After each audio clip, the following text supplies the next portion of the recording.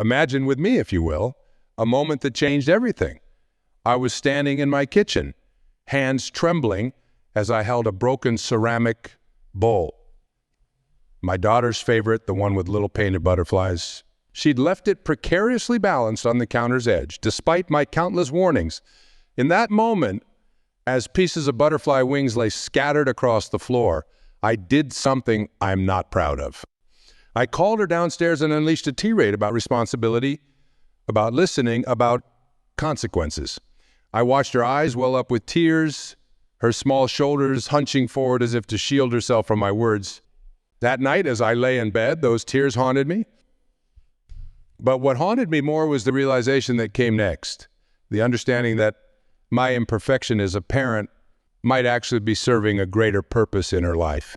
It was a thought that challenged everything I believed about good parenting, about protecting our children, about the nature of growth itself. You see, we live in a world obsessed with perfect parenting.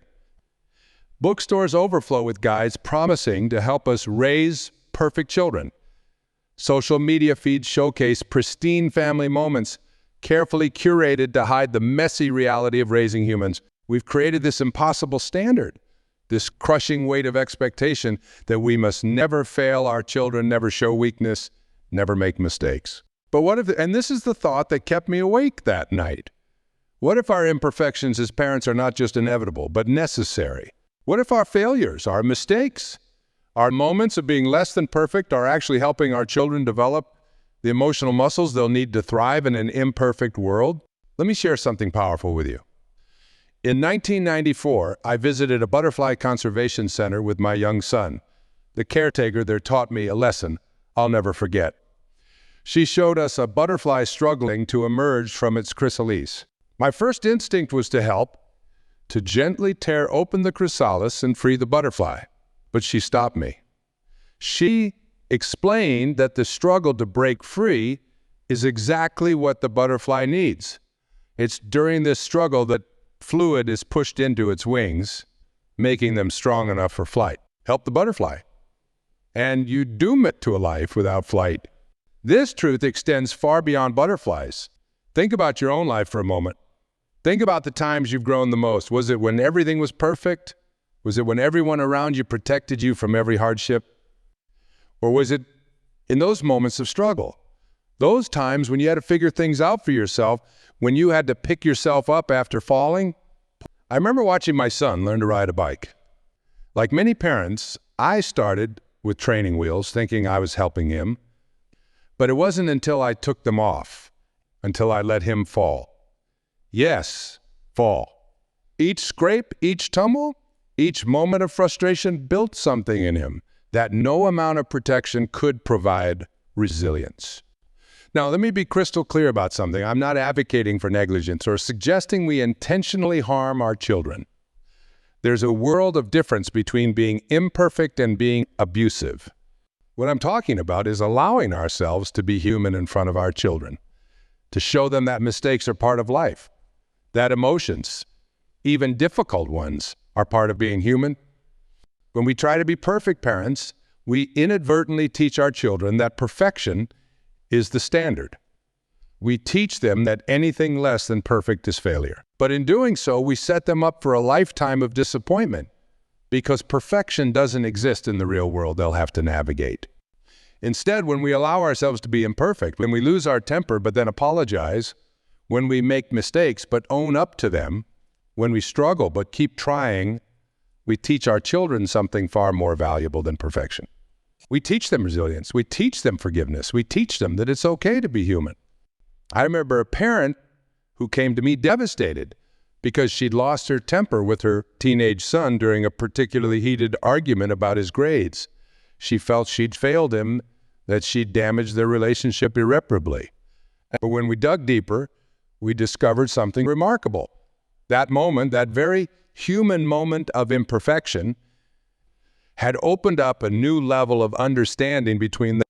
Her son saw her not as an authority figure demanding perfection, but as a human being who cared deeply and sometimes struggled with those emotions. It made him more willing to open up about his own struggles with school, his fears of disappointing her, his need for understanding rather than perfection. This is the paradox we need to embrace. Our imperfect parenting, when handled with awareness and responsibility, can actually create stronger, more resilient children. Think about it. When we show our children that we can make mistakes and recover, that we can feel strong emotions and manage them, that we can fail and try again, we're giving them a master class in emotional resilience. Let me share another story that illuminates this truth. In 1989, I met a remarkable woman who had grown up with what many would consider a perfect mother. Someone who never lost her temper, never showed negative emotions, never made visible mistakes. This woman, successful by all external measures, found herself paralyzed by the fear of making mistakes in her own life. She had never learned how to handle failure because she had never seen it modeled at home. The perfect parenting she had received had actually left her ill-equipped for the realities of life. This brings us to a crucial understanding. Our children don't need perfect parents. They need real ones. They need parents who can show them how to navigate the messy, complicated, beautiful reality of being human. They need to see us struggle and overcome. They need to witness our process of growth and learning. They need to understand that life isn't about avoiding mistakes. It's about how we handle them when they inevitably occur. Think for a moment about the tools our children will need in their lives. Will they need to know how to maintain a facade of perfection, or will they need to know how to recover from setbacks, how to adapt to change, how to forgive themselves and others, how to keep going when things get tough? These are the real skills that will serve them in their relationships, their careers, their personal growth journeys. Ironically, it's often our moments of imperfect parenting that create the opportunities to teach these crucial life skills. When we lose our patience but then calm down and apologize, we teach emotional regulation and accountability. When we make a mistake and own up to it, we teach honesty and integrity. When we struggle with a challenge in front of our children but keep trying, we teach perseverance and resilience. You know what fascinates me? The way water shapes stones in a river, not by force, but through consistent flow, through countless tiny interactions over time. Our relationships with our children work the same way. It's not the big moments that define us. It's the accumulated impact of thousands of small moments, including the imperfect ones. I'll never forget the day I discovered this truth in its rawest form. I was sitting in my study, buried in work, when my young daughter came in with her math homework. For the third time that evening, I snapped at her, telling her to figure it out herself. The words came out harsher than I intended, born from stress and exhaustion. But what happened next changed my understanding of parenting forever. Instead of crumbling, she straightened her shoulders, took her homework back to her room, and spent the next hour working through the problems on her own. When she finally solved them, her pride wasn't just in the mathematics, it was in her ability to overcome without my help. That moment of my parental failure had inadvertently given her something precious, the experience of her own capability. This brings us to a profound truth about parenting that nobody talks about. We're so focused on being there for our children that we forget the value of not being there sometimes. We're so determined to smooth their path that we forget the importance of letting them stumble. We're so intent on being strong for them that we forget to show them how to handle weakness. Let me paint you a picture from 1983. I was observing a group of children in a playground. Some parents hovered anxiously around their children, rushing to help at the slightest wobble. Others sat back, watching from a distance, intervening only when truly necessary. Over time, a pattern emerged. The children of the hovering parents became increasingly hesitant, looking for help before attempting anything challenging. The others grew more confident, learning to trust their own judgment and abilities. This isn't just about playground behavior. It's about the fundamental way we prepare our children for life. And when we're not perfect, when we're busy, distracted, or even mildly neglectful, we create spaces for our children to develop their own resources. It's in these gaps that they learn to self-soothe, to problem solve, to trust their own instincts. Every time we rush to solve our children's problems, we send them a subtle message. I don't think you can handle this on your own. Every time we strive to protect them from all discomfort, we unconsciously tell them, I don't trust you to manage difficult feelings.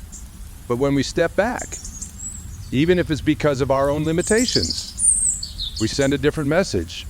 I believe in your capacity to figure this out.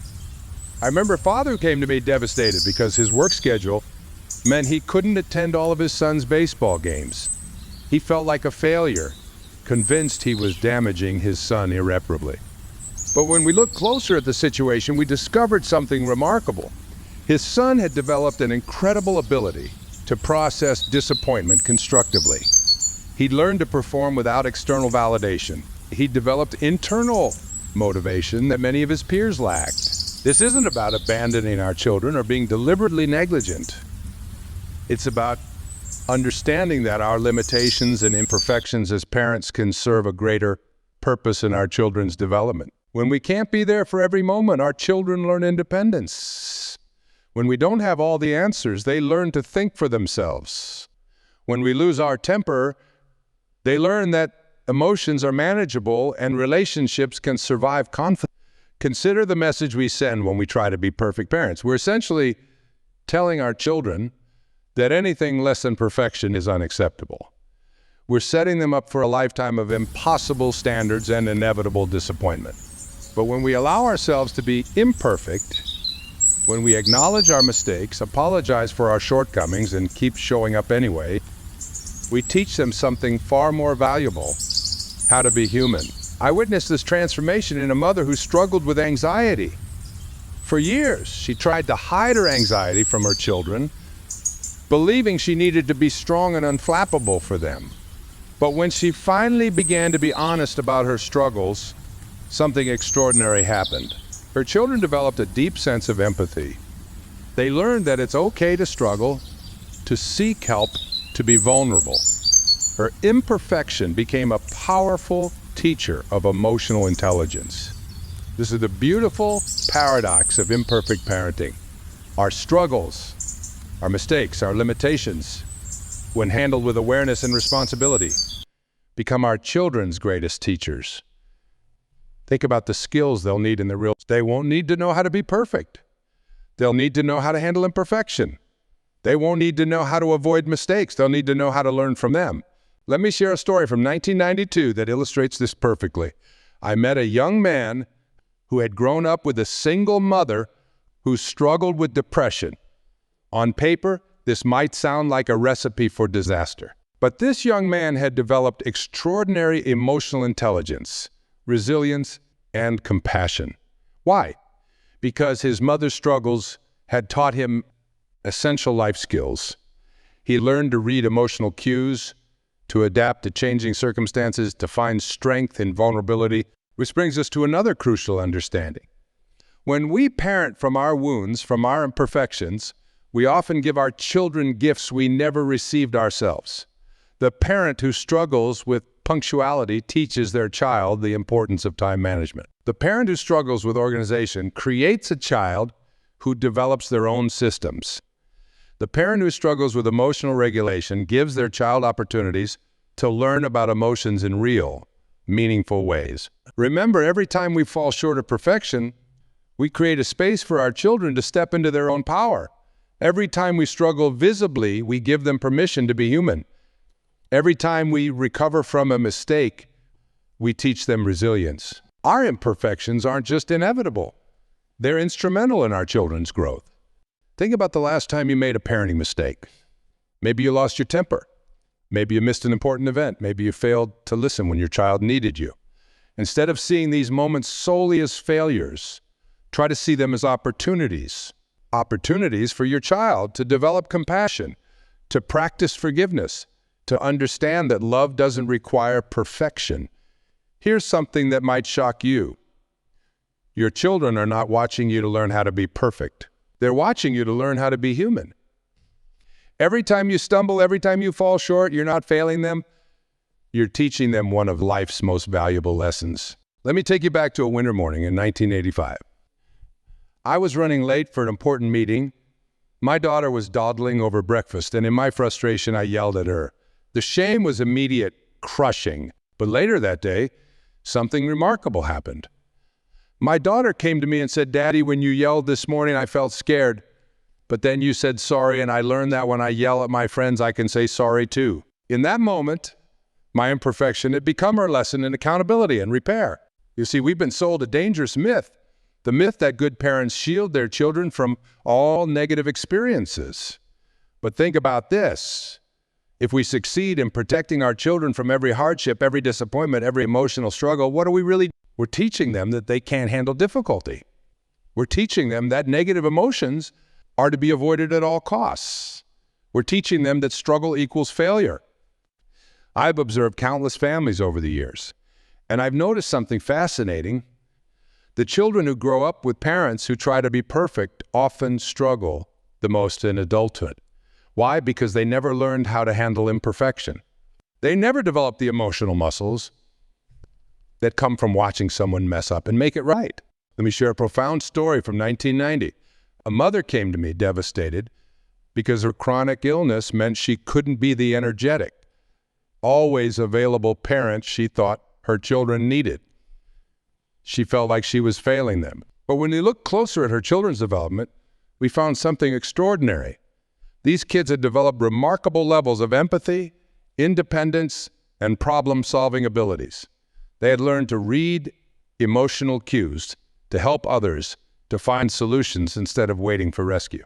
Her supposed failure as a parent had actually gifted her children with essential life skills. This brings us to a crucial understanding about parenting. Our struggles, our limitations, our bad days aren't just unfortunate realities we must endure.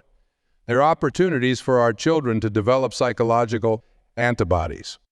Just as our physical immune system needs exposure to germs to grow stronger, our children's emotional and psychological immune systems need exposure to manageable challenges to develop resilience. Think about this. When you struggle with patience and snap at your child, but then calm down and apologize, you're teaching them emotional regulation in real time. When you make a mistake and own up to it, you're teaching integrity through action, not words. When you have a bad day and let them see your tears, you're teaching them that emotions are part of being human, not something to be ashamed of.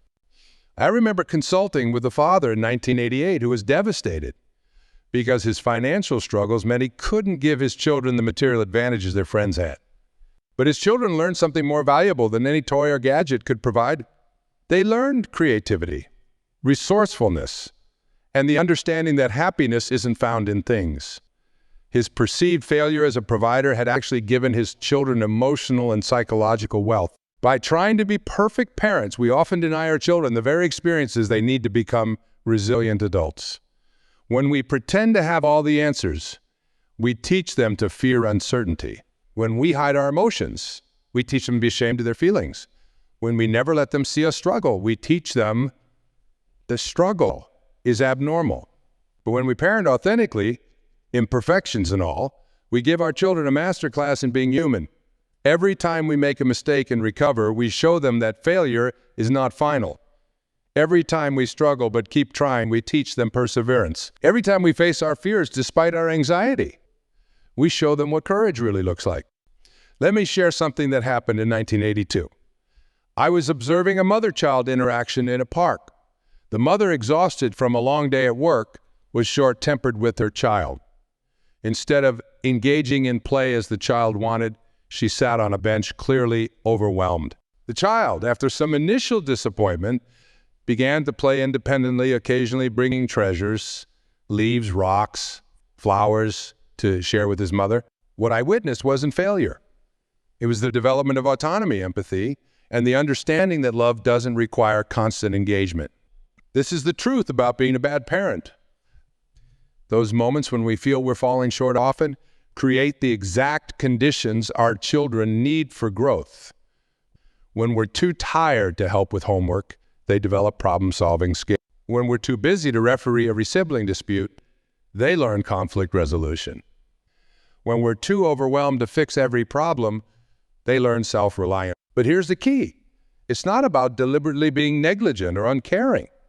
It's about understanding that our human limitations, our bad days, our imperfect responses are not just inevitable parts of parenting. It's about recognizing that every time we fall short of our own expectations, we're creating space for our children to exceed theirs. I witnessed this truth powerfully in 1987 when working with a family where both parents struggled with perfectionism. They were constantly anxious about making mistakes in front of their children. But when they finally began to let go of this impossible standard, something remarkable happened. Their children, who had been anxious and perfectionistic themselves, began to relax. They started taking more risks, trying new things, being more creative. The parents' embrace of their own imperfection had given their children permission to be imperfect too. This is what I want you to understand. Your bad days as a parent, your moments of impatience, your failures to be everything your child needs in every moment, these aren't just unavoidable realities of parenting. They're opportunities. Opportunities for your child to develop resilience, to learn emotional regulation, to understand that love doesn't require perfection. Think about the last time you felt like a bad parent. Maybe you were distracted during your child's story. Maybe you served cereal for dinner. Maybe you couldn't solve their problem. In that moment, your child was learning something valuable. They were learning that they can survive disappointment. They were learning that they have internal resources. They were learning that relationship bonds can withstand imperfection. You know what's fascinating on trees? The strongest ones often grow in the most challenging conditions. The wind that threatens to break them actually strengthens their roots. The sparse soil forces them to dig deeper. Nature's wisdom shows us that strength comes not from perfect conditions, but from adapting to imperfect ones. I remember sitting in my backyard in 1984 watching my children play. My son had just experienced a significant disappointment. I had missed his school play due to an unavoidable work commitment. Instead of finding him crushed, as I'd feared, I discovered him reenacting the entire play for his younger sister, complete with all the parts he'd memorized from his classmates. In that moment, I realized that my absence hadn't created a wound. It had created an opportunity for him to develop leadership, creativity, and emotional resilience.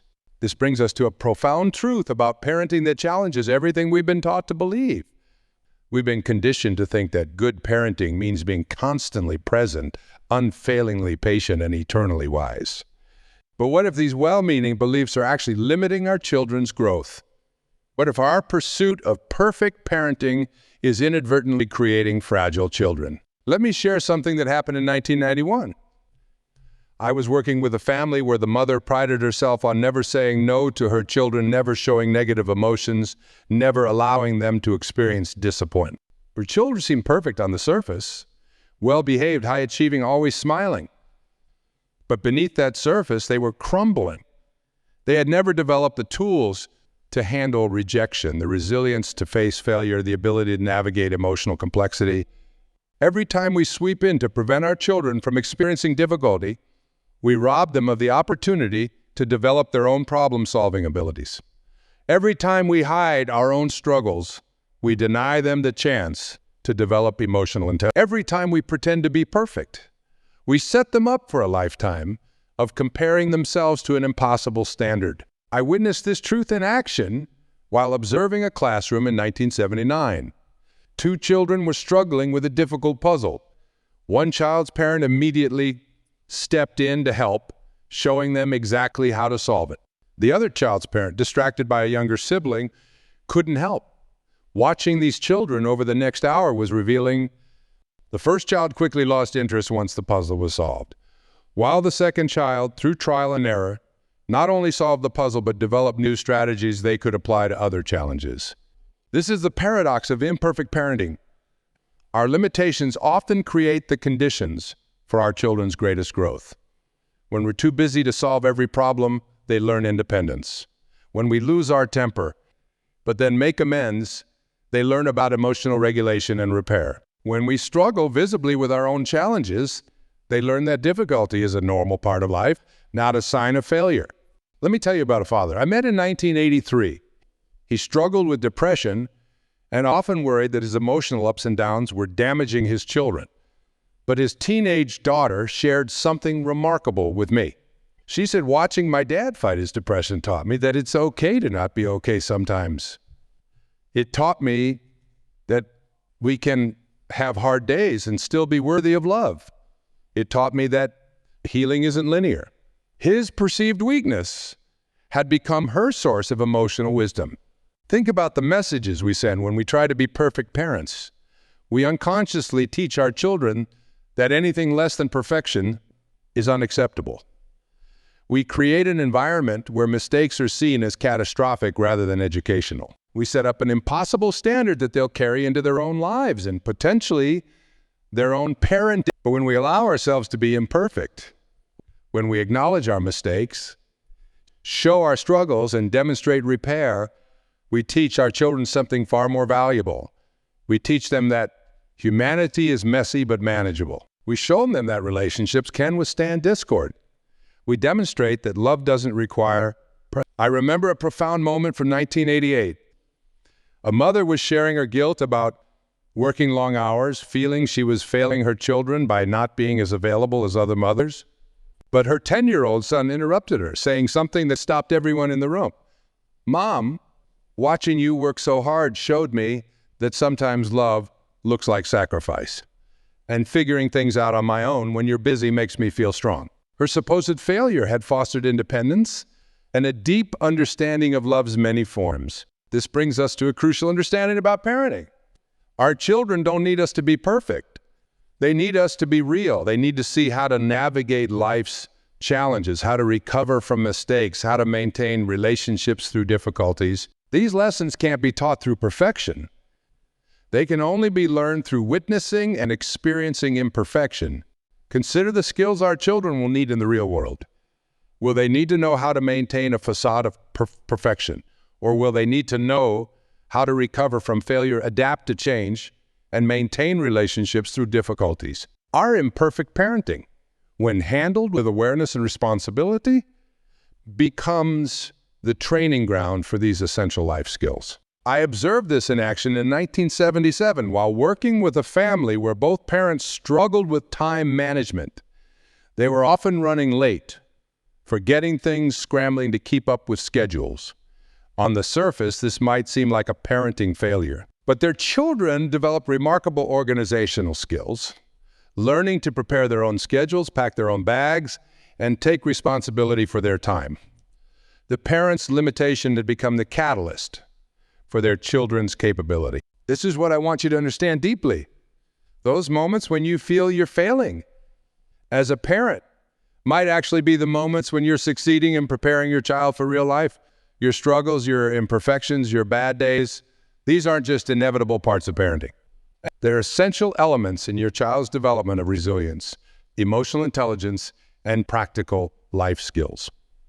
As we draw our time together to a close, I want to share one final story that brings everything we've discussed into sharp focus. It was a crisp autumn morning in 1975. I was sitting with a grandmother who had raised 5 children through incredibly challenging circumstances, poverty, illness, countless obstacles. I asked her what she considered her greatest. Her answer changed my understanding of parenting forever. "My greatest success," she said, her eyes twinkling. "It was all my failures. Every time I couldn't give them what they wanted. Every time I had to say, figure it out yourself because I was too exhausted to help. Every time I showed them that life is hard but survivable. Those weren't my failures. Those were my gifts to them." Looking at her grown children, resilient, compassionate, capable adults, I understood the profound truth in her words. Her limitations hadn't damaged her children. They had strengthened them. Her imperfections hadn't hurt them. This is the revolutionary understanding I want you to take away today. What we perceive as our parenting failures often serve as catalysts for our children's greatest growth. Think about it. When we're too tired to play, when we can't afford expensive toys, they develop creativity. When we struggle with our emotions, they learn that feelings are manageable. When we make mistakes and apologize, they learn accountability and forgiveness. I remember watching a mother in 1980 who was overwhelmed with work and studying. She couldn't help her daughter with a school project, and she felt terrible about it. But what happened next was remarkable. Her daughter gathered materials from around the house, recruited a friend for help, and created something entirely her own. That moment of perceived parental failure had sparked independence, problem-solving skills, and collaboration abilities that no amount of hands-on help could have fostered. Our children don't need perfect parents. They need real ones. They need parents who show them how to navigate life's complexities, how to recover from mistakes, how to maintain relationships through difficulties. These lessons can't be taught through perfection. They can only be learned through witnessing and experiencing imperfection. Consider the parent who struggles with anxiety but keeps showing up anyway. They're teaching their child that courage isn't the absence of fear, it's moving forward despite it. Think about the parent who loses their temper but then demonstrates how to make. They're teaching conflict resolution and emotional repair in real time. Reflect on the parent who can't solve every problem but shows their child how to seek help. They're teaching resourcefulness and community connection. In 1972, I observed something fascinating in the playground. A child fell and scraped their knee. Their parent, distracted by a phone call, didn't immediately rush over. In those few moments of perceived neglect, something beautiful. Another child came to help, offering comfort. The injured child learned they could handle pain, and that help doesn't always have to come from parents. A moment of imperfect parenting had created an opportunity for both children to develop empathy, resilience, and self-reliance. Our parenting failures often succeed in preparing our children for life in ways our successes never could. When we're unable to shield them from every disappointment, they develop emotional resilience. When we can't solve every problem, they develop problem-solving skills.